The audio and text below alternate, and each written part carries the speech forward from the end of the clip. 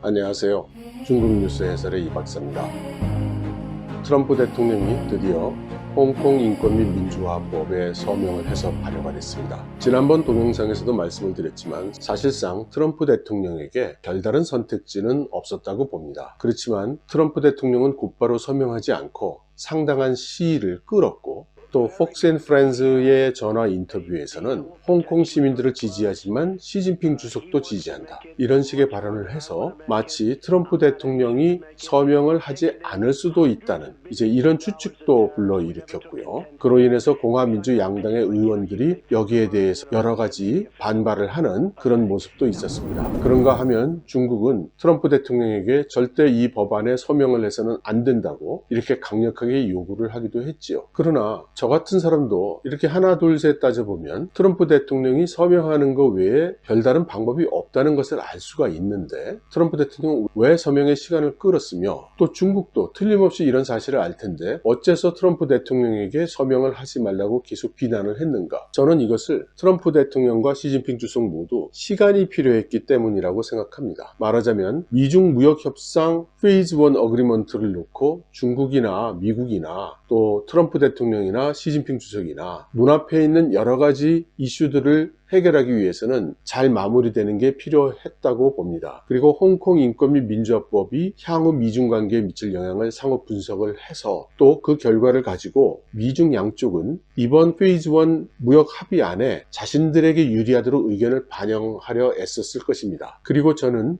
아마도 미중 간의 합의가 대체로 이루어진 것 같다는 생각이 듭니다. 그 근거는 여태까지 좌경화, 왼쪽 깜빡이를 계속 켜고 다니던 중국 정부가 엊그제 갑자기 오른쪽 깜빡이를 켜는 듯한 그런 발표를 했기 때문입니다.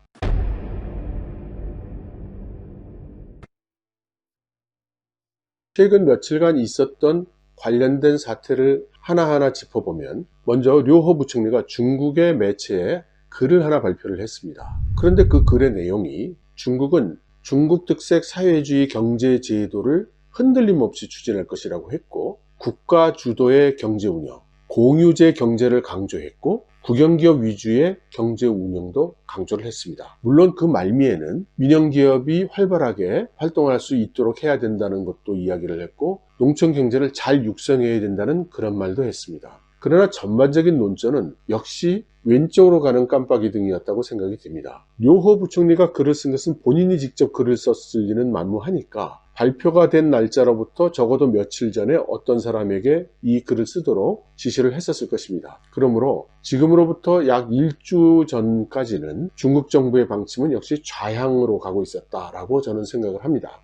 그런데 그 후에 트럼프 대통령이 기자들과의 Q&A에서 갑자기 미중 간의 무역 협상이 대폭적인 진전을 이뤘고 이제는 자녀 이슈들에 대한 소통을 하고 있는 중이다 라고 이야기를 해서 미중 간의 무역 협상이 이제 이루어질 것 같은 그런 분위기를 띄웠죠. 하지만 시장의 반응은 대체적으로 반신반의하는 분위기였죠. 탄핵 조사 등으로 정치적으로 수세에 몰려있는 트럼프 대통령이 분위기를 살리기 위해서 이렇게 띄운 거 아니냐, 이런 의견들도 있었고요. 그리고 서방 세계에 대한 중국 측 입장을 전달하는 역할을 하는 환구시보의 총편집 후시진이 본인의 트위터에서 많은 사람들이 미중 무역 협상이 잘 될 것으로 이렇게 이야기를 하고 있는 모양인데, 미중 무역 협상이 잘 되리라고 생각하는 중국 사람들은 적다, 이렇게 트위트를 했습니다. 그래서 역시 이것은 트럼프 대통령이 조금 허풍을 떤 것이 아니냐, 이렇게 보는 견해가 다시 생겼죠. 그런데 이 후시진의 트위트가 잠시 후에 곧바로 사라졌습니다. 삭제가 됐어요. 그런데 바로 다음날 중국 상무부가 발표를 했습니다. 류호 부총리가 미국의 라이트하이저 대표와 문우신 장관과 전화 협의를 했고 1단계 미중 무역 합의안에 대해서 상당한 폭의 컨센서스를 이뤘고 이제 디테일한 부분을 위한 소통을 하고 있다라고 발표를 한 것입니다. 그리고 이날 전화회의에는 중국 측에서 상무부 부장인 종산, 그리고 인민은행장인 이캉, 그리고 파가웨이의 부주임 등등 이런 사람들도 같이 참여를 했다고 발표를 한 것입니다. 그 보도 내용은 아주 짧아서 지금 말씀드린 내용 외에는 없습니다. 이것은 타이밍으로 보아서 그 전날 트럼프 대통령이 미국 기자들에게 이야기한 미중 간의 무역 협상이 상당한 진전을 이뤘다는 발언에 대한 컨펌입니다. 저는 그렇게 생각을 합니다.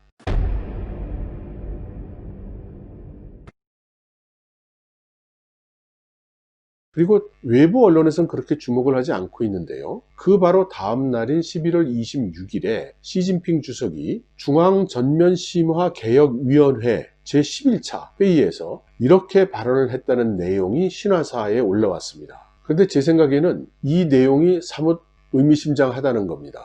제가 중요한 부분만 번역을 했는데 읽어드리도록 하겠습니다. 당의 19차 4중 전회와 당의 18차 3중 전회는 역사적으로 논리를 서로 받들고 있으며 이론 로직이 서로 상응하고 실천 로직이 서로 물고 물리며 지향하는 목표는 일관되어 주요 부분을 이어나가고 있다. 물론 많은 사람들이 이게 무슨 말인가 할 것입니다. 복잡한 말씀은 드리지 않겠는데요. 이 문장은 상당히 이상한 문장입니다. 이 발언은 두 가지 측면에서 상당히 예외적인 것이었습니다. 하나는 이렇게 이미 수년 전에 지나갔던 회의 내용을 가져와서 끌어대는 이런 경우 자체가 거의 없는 일이고요. 두 번째는 그 끌어낸 18차 3중 전회의 결과라는 것이 소위 383 조치라는 것을 중심으로 하는데 상당 부분 시장을 개방하고 개혁한다는, 비유를 한다면 우측 깜빡이를 켜고 우측으로 가겠다는 그런 내용이었다는 것이죠. 그런데 이번에 열렸던 19차 4중 전회는 완전히 좌측 깜빡이를 켜고 좌측으로 간다는 선언이었거든요.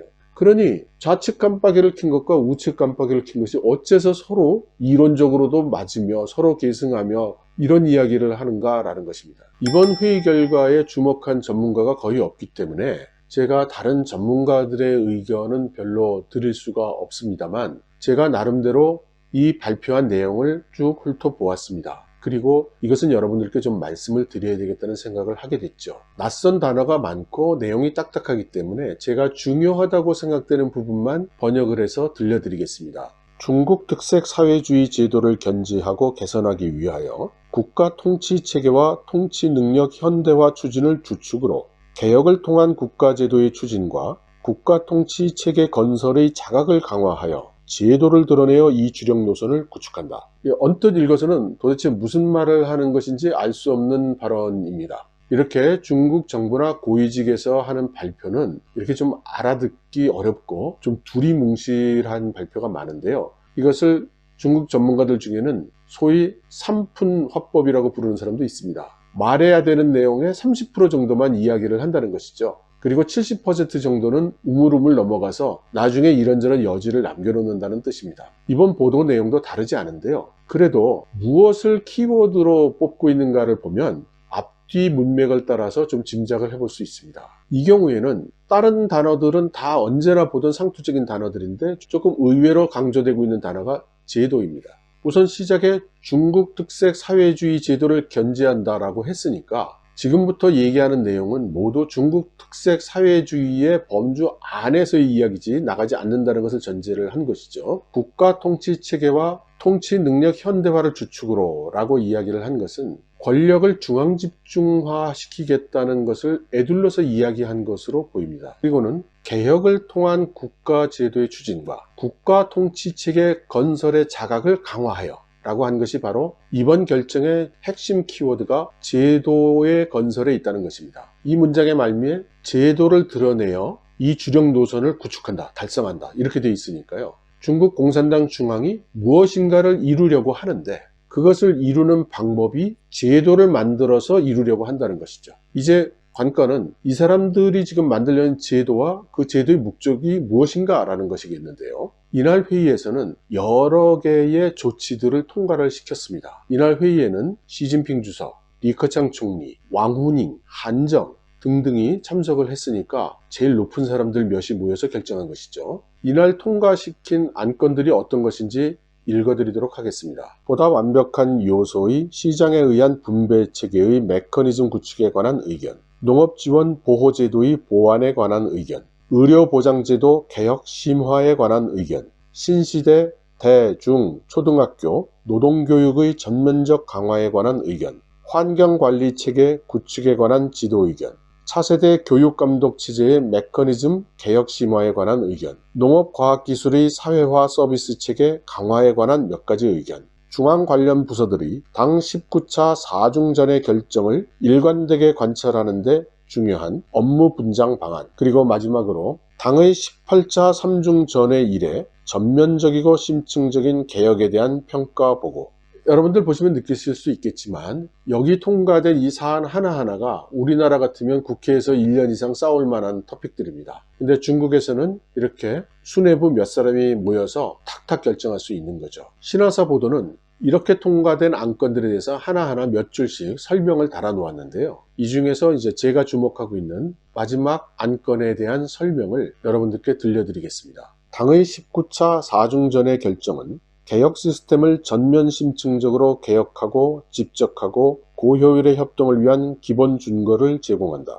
우리가 지금 해야 할 일은 각종 개혁이 제도의 보다 성숙하고 정형화된 방향으로 추진되고 각 개혁이 서로 잘 어울리며 화학적인 반응이 일어나도록 하는 것이다. 중국 특색 사회주의의 근본제도, 기본제도, 중요제도 등의 표준과 기준을 대조해가면서 업무 추진 방식과 일머리를 정리해서 4중전회에서 배치한 각 프로젝트 개혁 임무를 결합하여 함께 추진하고 함께 이루어야 한다.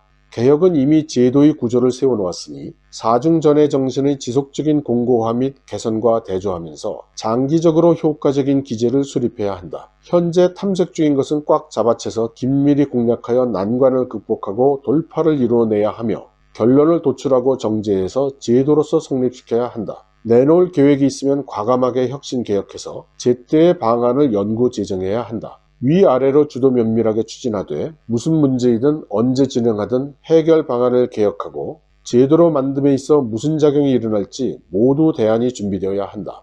서로 다른 개혁 특성을 잘 장악해서 방안을 만들어 제시하고 완전한 기제를 구축하되 추진 및 구현을 함께 이루어 나간다. 개혁 방안의 실행은 현지 실정에 맞게 하여 잘 조준해서 활 쏘듯이 해야지 위아래 없이 대충 하거나 일괄 처리하는 식으로는 안 된다. 제도가 효율적으로 돌아가는지에 초점을 맞춰서 감찰을 전개하고 해당 개혁이 목표의 집적, 정책의 집적, 효과의 집적을 구현했는지를 본다. 4중전의 중요 시행 시책 계획을 확고하게 장악해서 일정과 로드맵, 성과 형식 등을 명확하게 하여야 한다. 여러분들은 이 문장을 보고 들으시면서 어떤 생각이 드십니까? 확실하지는 않지만 무엇인가 시급한 과제가 있고 신속하게 임무를 수행해내야 한다는 어떤 긴박감 같은 것이 느껴지시지는 않는가요? 저는 그렇게 느껴집니다. 그리고 제가 이 문장을 쭉 보면서 주의하게 된 단어는 바로 기제라는 단어입니다. 물론 제가 중국 정부에서 발표하거나 중국 공산당이 발표하는 문건들을 다 들여다보는 것이 아니기 때문에 저의 이런 생각에는 오류가 있을 수 있습니다만 기제라는 말이 저는 주의가 확 쏠립니다. 제가 금년 들어서 중국 정부의 여러 발표를 보면서 기제라는 말이 나온 장면은 딱 한 장면이었거든요. 바로 미국 정부가 중국의 무역안 합의 이후에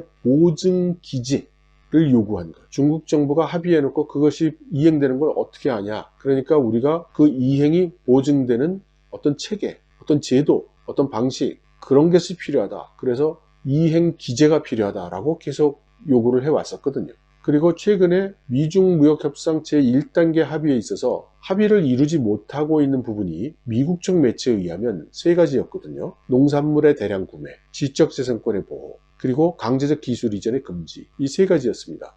그렇지만 전에도 말씀드렸듯이 이 세 가지는 중국 정부가 이미 다 수용하겠다고 선언한 것들이었거든요.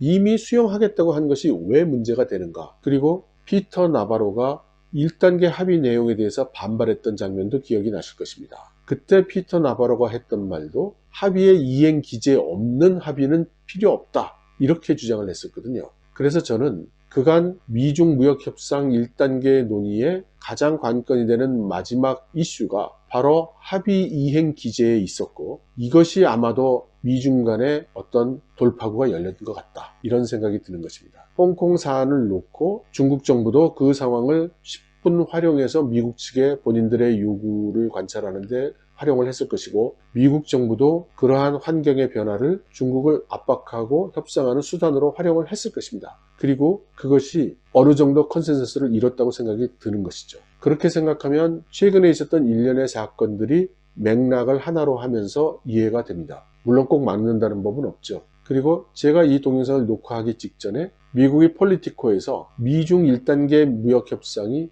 1mm 차이로 접근했다라는 기사가 하나 올라왔습니다. 물론 기사 하나를 가지고 그렇게 완전히 판단을 할 수는 없겠죠. 그러나 홍콩 사태로 인해서 미중 무역 협상이 더 어려워졌다는 관측과는 달리 오히려 미중 간의 합의가 임박했다는 그런 시그널이라고 저는 생각합니다. 언제나 드리는 말씀이지만 중국 공산당 수뇌부의 생각을 어찌 알겠습니까? 지켜보면서 어떤 방향으로 발전해 나가는지 더 모니터링하고 분석해 보도록 하겠습니다.